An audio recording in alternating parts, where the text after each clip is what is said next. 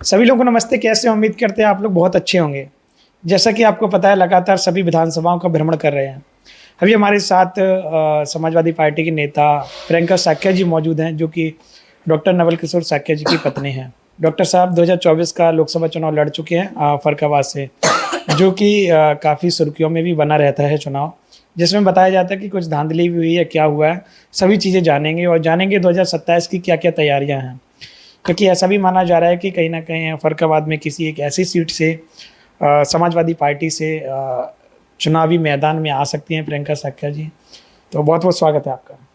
जी नमस्कार जी। सबसे पहले मैं मिट्टी न्यूज़ से आपका बहुत बहुत धन्यवाद करती हूँ कि आप यहाँ पे आए और आप सभी जगह जाकर जिस तरह से आप लोगों को एक वास्तविकता जो चल रही है समाज की या क्षेत्र की, वो आप लोग वास्तव में जो बताने का काम कर रहे हैं जनता के लिए, इसके लिए मैं आपका मिट्टी न्यूज़ से बहुत बहुत आपको स्वागत करती हूँ। सबसे पहले तो राजनीति सवाल कर लेते हैं जी। फर्रुखाबाद के लिए। फर्रुखाबाद में क्या मामला हुआ था 2024 में? देखिए, अगर हम फर्रुखाबाद की बात करें तो ये मैं क्या, जनता भी जानती है, सभी नेता भी जानते हैं कि हम लोग जीते हुए प्रत्याशी थे। डॉक्टर नवल किशोर साक्य जी जो कि जीते हुए प्रत्याशी थे, लेकिन क्योंकि दबाव प्रशासन पे बहुत बना हुआ था मौजूदा सरकार का, भाजपा सरकार का, तो उनको जानबूझ के बेईमानी करके और 2400 वोटों से उनको हरा दिया, दिखा दिया कि ये 2400 वोट से हारे हैं। नहीं तो सच्चाई तो सभी जनता जानती है और जनता कहती भी है कि हमारे जो सांसद हैं वो डॉक्टर नवल किशोर साक्य जी हैं, भले ही बेईमानी करके उनको सर्टिफिकेट नहीं दिया गया है। मुकेश राजपूत जी का अभी बयान आया है, बोल रहे हैं सर्टिफिकेट वाले सांसद बताते हैं हमको जी मैं चुनाव जीता हूँ। जी। उसके बारे में क्या कहना चाह रही हैं? देखिए, कहना ये क्योंकि चाह रही फर्रुखाबाद में ये चल रहा है कि एक लोग कह रहे हैं कि हम जनता के सांसद हैं, वो सर्टिफिकेट के सांसद हैं। जी जी जी। ये काफी चीजें चलती हैं। देखिए, सच्चाई क्योंकि जनता को पता है और इसीलिए ये बार बार ये बात आ रही है कि लोगों ने वोट किया है। अगर आप उनके, जैसे कि उन्होंने पिछले, मैंने कुछ और भी उनके बयान सुने थे कि उन्होंने ये कहा था पिछली बार कि वो 2.5 लाख से जीते, और 2 बार ऐसा हुआ है, 2019 के चुनाव में भी ऐसा हुआ है कि वो 2 बार 2.5 लाख वोट से जीते हैं। तो आप समझिए कि अब सिर्फ 2,500 वोट पे जब वो आ गए हैं, तो जहाँ पे इतना बड़ा अंतर से वो जीते थे, जब वास्तविक में जब जीते थे, तो उस बात को जनता भी मान रही थी और वो भी मान रहे थे। लेकिन जो अभी की सच्चाई है, 2024 की सच्चाई है, वो सभी जानते हैं कि जब वोट नहीं दिया गया है, वोट डॉक्टर नवल किशोर साक्य जी को दिया है, समाजवादी पार्टी को दिया है, और उसके बावजूद भी वहाँ लाइट काटी गई, वहाँ लाठियाँ चलाई गई। समाजवादी कार्यकर्ता जितने भी थे, समाजवादी पार्टी के जितने भी नेता थे, वो सब जानते हैं। वहाँ आंसू गैस के गोले छोड़े गए। मैं वहाँ थी, हमने कितनी प्रशासन से लड़ाई लड़नी पड़ी हमें वहाँ अंदर जाने के लिए। वहाँ धांधली चल रही थी और सब जान रहे थे। वहाँ पे अंदर जो काउंटिंग करा रहे थे एजेंट, वो भी जान रहे थे कि जब जहाँ से भी समाजवादी पार्टी के वोट निकलने, जहाँ पे निकल रहे थे, तो वो पेटी बंद करा के फिर दूसरी काउंटिंग शुरू कर दी जाती थी। तो कहीं ना कहीं वो सारी चीज़ें, मुझे जो सुनने में मिला है, वो सारी चीज़ें प्री प्लान्ड थी, सारी चीज़ें प्लान हो चुकी थी, और उसके बाद सरकार ने रिजल्ट पलटने का काम किया अब है। 2024 में जो हुआ है सबने देख लिया। जी। 27 की क्या तैयारियां? सुनने में ये आ रहा है कि आप भी चुनावी मैदान में आ सकते हैं। देखिए, सदर से या अमृतपुर से ऐसी सूचना मिली है मुझे। जी देखिए, मैं आपको बता दूं, 2027 में हम चाहते हैं कि समाजवादी सरकार बने और माननीय राष्ट्रीय अध्यक्ष अखिलेश यादव जी मुख्यमंत्री बने उत्तर प्रदेश के। और उनके लिए हम लोग, जो जनता आज की जागरूक हो चुकी है, जो कि 2024 में जनता ने अपना जो मन है वो अपना दिखा दिया है, तो आने वाले 2027 में हम लोग पूरी मेहनत करेंगे, पूरा काम करेंगे जनता के लिए। उनके वास्तविक मुद्दे जो हैं, वास्तव में जिस चीज़ से जनता त्रस्त है, तो वो वास्तविक मुद्दे लाएंगे और लोगों को ये बताएंगे। तो हमारा जो प्लान है वो यही है कि हमें लोगों, जनता के लिए काम करना है। अब माननीय राष्ट्रीय अध्यक्ष जी का जो भी आदेश होगा, जो भी निर्देश होगा, दिशा निर्देश होगा, उसका हम पालन करेंगे। अच्छा, कौन सी विधानसभा सीट अच्छी लगती है? देखिए, मुझे तो मैं ऐसे आपकी इच्छा क्या है कि अगर आपको समाजवादी पार्टी टिकट देती है तो कौन सी सीट पे आप बेटर परफॉर्मेंस कर सकते हैं? देखिए, मैं क्योंकि विधुना से भी देखा है, पिछली बार तैयारियां की जी थी। जी, मैं आपको बता दूं, विधुना में भी हमने बहुत मेहनत की थी और माननीय जी ने डॉक्टर साहब को उस समय भेजा था, तो लगातार हमने 2 से 3 साल वहाँ पे मेहनत की थी और एकदम से बिल्कुल लास्ट समय पे चीज़ें समीकरण के हिसाब से बदल गई थी। तो उसके बाद 2024 में माननीय जी ने सांसद के लिए डॉक्टर साहब को लड़ाया और उम्मीद करती हूँ कि इस बार उनका आशीर्वाद मिलेगा। और दूसरी चीज़ ये है कि कोई एक विधानसभा की बात नहीं करूँगी, जातीय समीकरण के हिसाब से, क्योंकि एक सिस्टम होता है टिकट के लिए भी, तो जातीय समीकरण के हिसाब से जो भी शाक्य के लिए सीट होगी, चाहे वो फर्रुखाबाद जिला हो, औरैया जिला हो, मैनपुरी जिला हो, या कोई भी जो आसपास के 3-4 जिले हैं जहाँ पे समीकरण के हिसाब से सीटें दी जाएंगी, तो माननीय जी का जहाँ से आदेश होगा मेरा वहाँ से चुनाव लड़ने का मतलब मन बना लिया है चुनाव लड़ने का? नहीं, देखिए, चुनाव जब राजनीति में है तो चुनाव तो लड़े ही जाते हैं, लेकिन हाँ, माननीय जी का जो निर्देश, हमें काम करना है, देखिए, जनता के लिए। टिकट मिलती है तब भी काम करना है, नहीं मिलती है तो भी मुझे पार्टी। अच्छा, एक सवाल और आता है जनता के बीच में, बातचीत की है, चर्चाएं आती हैं, आपके पास भी आया होगा सवाल कि डॉक्टर साहब डॉक्टर हैं और राजनीति में एंट्री ले ली उन्होंने। नहीं, देखिए, आप एंट्री इसलिए ली है, उसका एक कारण है।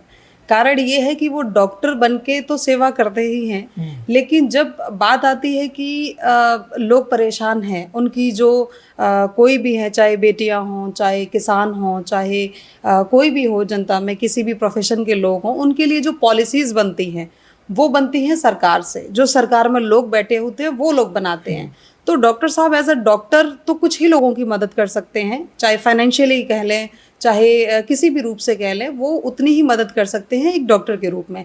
लेकिन अगर वो राजनीति में आ जाते हैं, और वो आए इसी मकसद से है कि एक डॉक्टर के रूप से तो काम करना ही है, लेकिन जब हम राजनीति में होंगे तो हम अपनी जनता के लिए, अपने लोगों के लिए जो उनकी वास्तविक समस्याएं हैं उन पे हम काम करेंगे, उनके लिए अच्छी पॉलिसीज सरकार से बनवाएंगे ताकि उनको राहत हो। यही हमारा लोकतंत्र है। अच्छा, एक चीज़ और बताइएगा, उत्तर प्रदेश की राजनीति में तमाम तरीके के मुद्दे चलते रहते हैं जी। आप अगर चुनाव लड़ती हैं, चुनावी मैदान में आती हैं, आपके क्या क्या मुद्दे रहेंगे? देखिए, आज के समय में अगर मुद्दे की बात करूं तो आप चाहे महिलाओं की बात कर लीजिए, ठीक है, चाहे आप नौकरी की बात कर लीजिए, रोजगार की बात कर लीजिए, आप चाहे किसानों की बात कर लीजिए कि उनकी समस्याएं कितनी ज़्यादा हैं, आप पढ़ाई लिखाई एजुकेशन की बात कर लीजिए, आप किसी भी सेक्टर की बात कर लीजिए। आज के समय में हालात क्या हैं? जो भाजपा सरकार है उसको सिर्फ लाइन में लगाना पसंद है लोगों को, चाहे वो कोविड की लाइन हो, चाहे वो गैस की लाइन हो, चाहे वो खाद की लाइन हो। तो कोई भी जो बड़े बड़े संकट आ रहे हैं और जो सरकार है वो जब ठीक से काम नहीं कर रही है उन पे, वो जो क्योंकि घोटाले उनके इतने बड़े बड़े चल रहे हैं कि वास्तविक में योजनाएं वो होर्डिंग कितनी भी लगवा लें, वो एडवर्टीजमेंट में कितना भी दिखा लें, लेकिन वास्तविक सच्चाई, जमीनी हकीकत क्या है वो जनता जानती है और हम सब जानते हैं। आज के समय में आप खुद सोचिए, हमारे मुद्दे सबसे पहले एजुकेशन को लेके हैं, क्योंकि जब एजुकेशन अच्छा होगा तभी हमारी जो भारत देश है वो आगे बढ़ेगा, हमारे देश के युवा आगे बढ़ पाएंगे।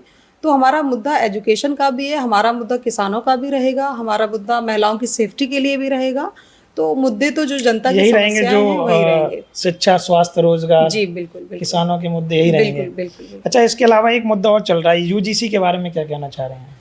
देखिए, ये चीज़ हम कहना चाहेंगे कि आप जो सिस्टम बनाया है, जो हमारे संविधान में जो एक सिस्टम कहते हैं इसको, जो किसी भी देश को चलाता है, तो उसमें जो हमें अधिकार दिए गए हैं, किसी भी जाति को लेके दिए गए हैं, किसी भी धर्म को लेके दिए गए हैं, तो वो जो अधिकार हमें मिले हैं वो हमें मिलने चाहिए। उसके लिए जो बिल आ रहे हैं, जो भलाई के लिए हैं, उनके लिए हमारा समर्थन है।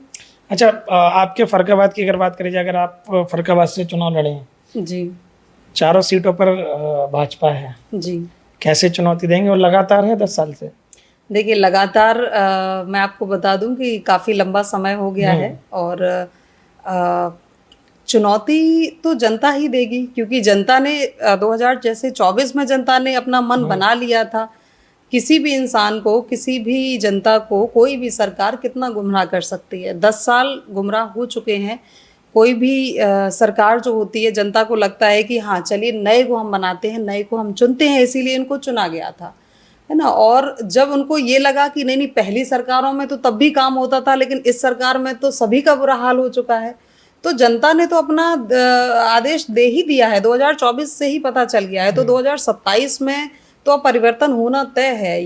ये जनता ने मन बना लिया है, परिवर्तन होगा। जी बिल्कुल होगा। अच्छा, जैसे 2024 में सपा की वापसी हुई है, जी भाजपा ये बोल रही है, फरकाबाद के नेता भाजपा के ये बोल रहे हैं, विधायक लोग हैं, जी वो लोग ये बोल रहे हैं कि एक प्रोपोगेंडा चलाया गया था कि संविधान खतरे में है, इस प्रकार से कहीं ना कहीं जनता भ्रामक हुई और उन्होंने सपा को वोट दे दिया। पर 27 में कुछ नहीं होने वाला है, 27 में पुनः भाजपा आएगी, ऐसा बोल रहे हो। अच्छा, देखिए वो बोल सकते हैं क्योंकि वो सत्ता में है, बेईमानी कर सकते हैं, बेईमानी। तो वो कुछ भी बोल सकते हैं। तो और वो बोल रहे हैं। अब आप ये समझ लीजिए कि वोट जो देने का अधिकार है हमारे संविधान में दिया था। पहली बात, आप सरकार में हैं, आप कितनी सारी, जो मैं अपने चुनाव से ही मैं देखती हूँ कि कई लोग जो गांव के गांव थे, कई गांव में मारपीट हुई, उनको वोट नहीं डालने के लिए जाने दिया गया। और दूसरी चीज ये है कि वोट का अधिकार ही जब खत्म करे दे रही है, अभी आप देखिए कि सरकार ने डेवलपमेंट और चीज़ों को छोड़ के उन्होंने क्या किया है सिस्टम। अब सरकार ने नए तरीके का जो है वो बना लिया है कि आप 5 साल कुछ मत करिए और आप आखिरी में जब आप इलेक्शन आता है, आप लोगों को पैसे दे दीजिए और आप अपना वोट बैंक अपना सीधा कर लीजिए। लेकिन जैसे बिहार में जो सिस्टम हुआ, बिहार में जो सिस्टम हुआ, बिल्कुल ही। अब आप जब मानिए, जब संविधान में हमें वोट देने का अधिकार दिया गया और चुनाव आयोग ही जब बेईमानी करने लग जाए, वो फर्जी वोट डलवाए और सत्ता वो आए जो जनता नहीं चाहती है।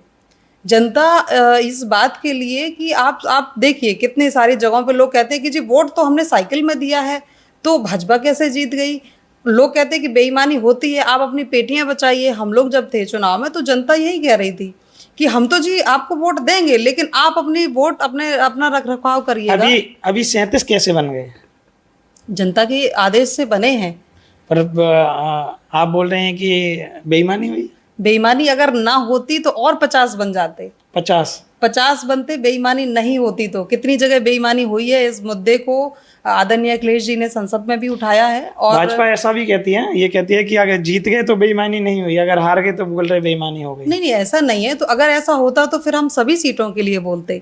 अगर कुछ सीटों के लिए बोल रहे हैं जहां वास्तविकता जो हुई है वो बताई गई है, ऐसा अगर होता तो फिर तो हम सभी के लिए बोलते। अब मान लिया जैसे बिहार में हुआ है, तो जो सिस्टम वहां हुआ है, तो वहां जिस पे बेईमानी हुई होगी, या उत्तर प्रदेश में जहां जहां बेईमानी हुई है उन्हीं के लिए बोल रहे हैं, सीटों के लिए। ऐसा तो नहीं कि हम पूरे उत्तर प्रदेश के लिए बोल रहे हो कि नहीं नहीं, सारी जितनी भी हम जीते हैं वो हम जीते हैं और जो हम हारे हैं वो बेईमानी है। ऐसा नहीं है। जहां जो हुआ है वो बोल रहे। जी जी, कुछ सीटों पे हुआ है। जी मैम, आप एक महिला हैं जी, और महिला राजनीति में जब आए तो कहीं ना कहीं एक ऐसा माहौल बन जाता है कि महिला की बात सुनेंगे। जी तो महिलाओं के लिए आप क्या कहना चाह रहे हैं? क्योंकि मैंने देखा है, गांव गांव घूमते हैं, जी जी, जानते हैं, महिलाएं लोग बहुत सारी, उन लोगों के मन में चिंताएं रहती हैं, उनके मन में सवाल रहते हैं, वो सवाल नेताओं तक नहीं पहुंच पाते हैं। जी देखिए, मैं जो जनता में गई हूँ, जो मैं देख रही हूँ, आज के हालात ये हैं कि बच्चियाँ सुरक्षित नहीं हैं। बेटियाँ छोड़ दीजिए, मैं छोटी बच्चियों की बात कर रही हूँ जो 2 साल की हैं, 4 साल की हैं, 5 साल की हैं। आप समझिए कि ऐसी ऐसी जगहों पे, आप समझिए अभी आगरा का मामला, जो 4 साल की बच्ची का एक मंदिर के अंदर रेप हुआ है। जो सरकार दावे करती है महिलाओं के लिए कि जी महिलाएं सुरक्षित हैं, और अमित शाह जी कहते हैं कि महिलाएं 2 बजे रात में गहने पहन के रोड पे जा सकती हैं, तो हालात आज के वास्तविक ज़मीन पे क्या है कि बच्चियां तक नहीं बच रही हैं, उनके रेप हो रहे हैं, महिलाओं के रेप हो रहे हैं। कितनी सारी आप देख लीजिए कि ऐसी घटनाएं हुई हैं जिन्हें देख के मन दहल जाता है, सुन के मन दहल जाता है। और दूसरी चीज़ ये है, उनकी सेफ्टी के लिए, महिलाओं के लिए जितना काम समाजवादी सरकार ने किया है, मुझे नहीं लगता कि किसी भी सरकार ने किया होगा। क्योंकि अगर बात करें उनकी पढ़ाई के लिए, तो मुझे याद है कि आदरणीय डिम्पल जी ने, जब सरकार समाजवादी थी, तो बेटियों की पढ़ने के लिए 25,000 रुपये कन्या विद्या धन दिया था, और उसके साथ साथ उन्होंने साइकिल भी बांटी थी। और क्योंकि आज मैं आपको बताना चाह रही हूँ कि उन लोगों में, उन बेटियों में एक मैं भी थी जिसे 25,000 रुपये और साइकिल मिले थे। अच्छा, आपको? जी बिल्कुल।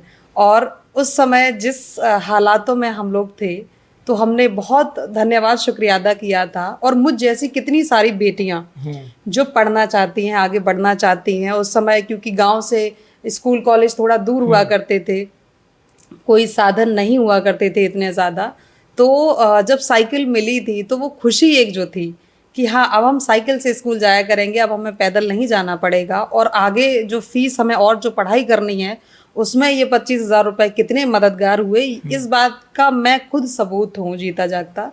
तो मैं अपने, क्योंकि मैं ऑलरेडी एक महिला हूँ, मैंने पढ़ाई जब की और उस समय जो मैंने महसूस किया, तो कितनी सारी बेटियां जिनको साइकिल मिली और कन्या विद्याधन मिला, उसके बाद आप बात कर लीजिए, अभी अखिलेश जी ने लैपटॉप भी बांटे थे। आप टेक्नोलॉजी की अगर बात करें तो उनसे ज़्यादा आज तक मुझे नहीं लगता कि किसी भी सरकार ने एजुकेशन के लिए बच्चों को लैपटॉप बांटे हों, क्योंकि गांव में ऐसा होता था कि लैपटॉप बहुत बड़ी बात हुआ करती थी। और अखिलेश जी ने हर विद्यार्थी को, जो भी 10th 12th के विद्यार्थी थे, उनको लैपटॉप दिया। तो आप समझिए एजुकेशन के लिए उन्होंने काम किया। तीसरी चीज़ आप समझिए कि 1090 वुमेन हेल्पलाइन नंबर, आज कोई भी लेडीज़, कोई भी महिला, आपकी कोई भी परेशानी होती है, वो 1 मिनट में बस फ़ोन करती है और कार्रवाई होती है। आप क्या नाम, डायल 100 देख लीजिए, सभी के लिए, कोई भी किसी को भी परेशानी होती है बस कि 100 नंबर डायल कीजिए, तुरंत पुलिस आएगी। तो ये सारी जो योजनाएं चलाई, चाहे इंफ्रास्ट्रक्चर मान लीजिए, चाहे आप वेलफेयर के, सोशल वेलफेयर की काम ले लीजिए, चाहे आप टेक्नोलॉजी की बात कर लीजिए, स्ट्रक्चर की बात कर लीजिए, तो समाजवादी सरकार ने, चाहे बेटियां हो, चाहे महिलाएं हो, चाहे किसान हो, चाहे रोजगार की बात हो।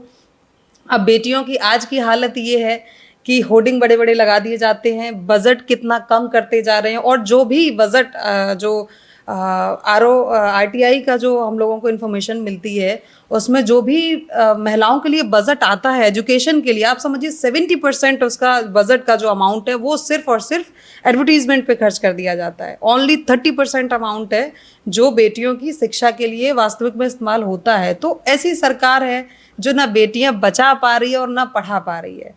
उन्होंने तो कहा है कि बेटी बचाओ बेटी पढ़ाओ।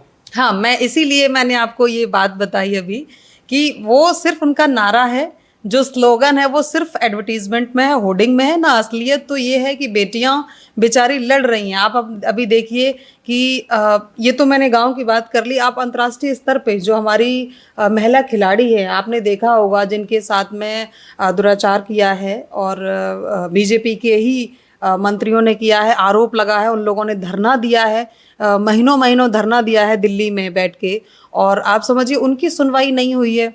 तो वो तो जो इंटरनेशनल लेवल पे जो प्लेयर हमारी खेल रही हैं, भारत का मान बढ़ा रही हैं, गोल्ड मेडल लेके आ रही हैं, उनकी जब ये हालत है, तो आप समझिए कि जो गांव में, शहरों में, छोटे छोटे शहरों में जो बेटियां हैं, तो उनका तो कितनी लड़ाई वो लड़ती होंगी अपने अधिकारों के लिए, अपनी अपनी चीज़ों के लिए। तो आपने देखा हमारे साथ प्रियंका साक्या जी मौजूद थी, जो कि 2027 के चुनाव के लिए तैयारी कर रहे हैं। आप क्या सोच रहे हैं फर्रुखाबाद के बारे में? आप क्या सोच रहे हैं 2027 के चुनाव के बारे में? क्या समाजवादी पार्टी वापसी कर पाएगी, या फिर भारतीय जनता पार्टी फिर से 2027 में सरकार बनाएगी? आप क्या सोच रहे हैं कमेंट करके ज़रूर बताइएगा, या फिर कोई और आएगा वो अपने सूबे में सरकार बनाएगा? आप लोग कमेंट करिएगा, आपको किसका माहौल देखने को लग रहा है। बहुत बहुत धन्यवाद, थैंक यू सो मच। बहुत बहुत धन्यवाद।